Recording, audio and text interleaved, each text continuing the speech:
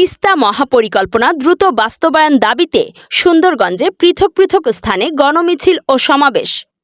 অবিলম্বে তিস্তা নদী সুরক্ষায় বিজ্ঞানসম্মতভাবে তিস্তা মহাপরিকল্পনা দ্রুত বাস্তবায়নের দাবিতে গাইবান্ধা সুন্দরগঞ্জে পৃথক পৃথক স্থানে গণমিছিল ও গণসমাবেশ অনুষ্ঠিত হয়েছে।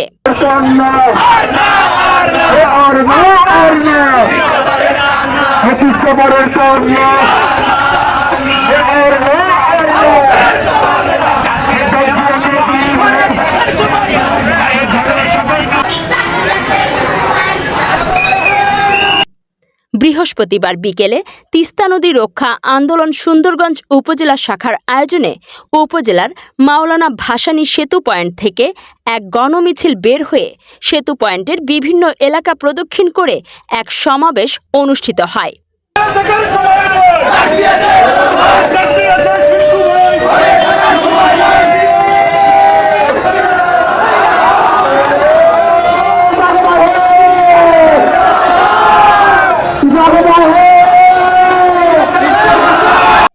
এতে বক্তব্য দেন উপজেলা বিএনপির সদস্য সচিব মোহাম্মদ মাহমুদুল ইসলাম প্রামাণিক, রামজীবন ইউনিয়ন বিএনপির আহ্বায়ক আশেক আলী, শ্রীপুর ইউনিয়ন বিএনপির আহ্বায়ক শাহাদাত হোসেন সেলিম, সর্বানন্দ ইউনিয়ন বিএনপির সদস্য সচিব আবু তাহের আলম প্রমুখ। এর আগে অপরদিকে একই ব্যানারে একই দাবিতে সুন্দরগঞ্জ DW ডিগ্রি সরকারি কলেজ মাঠ থেকে একটি গণমিছিল শুরু হয়ে শহরের প্রধান প্রধান সড়ক প্রদক্ষিণ করে, পরে স্বাধীনতা চত্বরে এক সমাবেশে মিলিত হয়।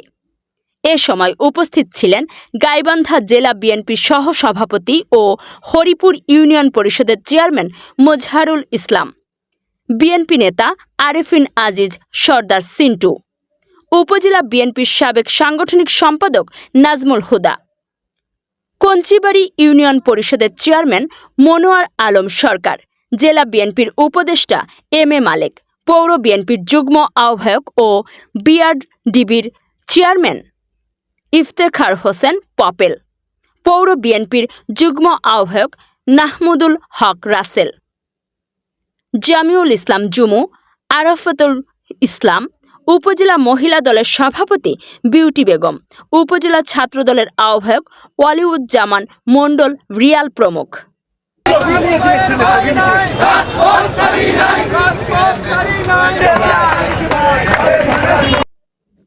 উভয় গণমিছিল ও সমাবেশে উপজেলার 15টি ইউনিয়ন ও পৌর বিএনপির বিপুল সংখ্যক নেতাকর্মী অংশগ্রহণ করেন।